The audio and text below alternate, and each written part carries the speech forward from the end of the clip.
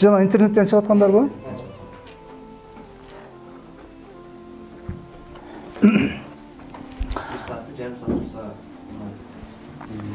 Аны дарыгер экөө чогуу колдонсо бул болушу мүмкүн.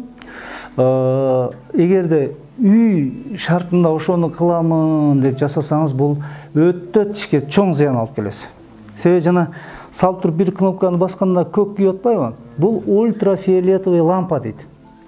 Өзүнүн жанагы красительдери бар экен, ошону сээп туруп, шыбап туруп эле, жанагы басып коесуз, ал кармап турат, анан болду, аппакай болуп калды. Бул туура эмес.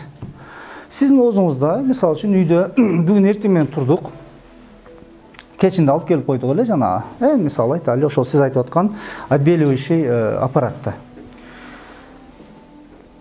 Тишке акырын септиңиз, күзгүнү карап алып туруп. Оозуңуз чарчап калды, жаап, кичине салып алдык, дагы септиңиз. Шуап туруп баягыны алып келип кийип койдуңуз. Бул губа бир жолу түшкөндө бул шилекей менен жанагын жууп кетти. Анын үстүнө сиз күзгүнүн алдына туруп алып, компрессор менен тиштерди кургатып туруп кылбайсыз. Шилекейдин үстүнөн эле шыбайсыз да. Бул туура эмес. Шилекей азыр мисалы барыңыздар эле күзгү менен мындай карасаңыздар, тиштер жылтырап турат. Анан ошону куп-кургак кылып кургата турган болсоңуздар, кичине мындай матовый болот чөт. Туурабы? Матовый кылып туруп анан отбеливать этиш керек. Эми бул баягы Голливуд жылдыздары, же болбосо ошондой бир бизде деле киноактерлор, же болбосо жанагы ырчылар ошондой кылып туруп агартып турушат.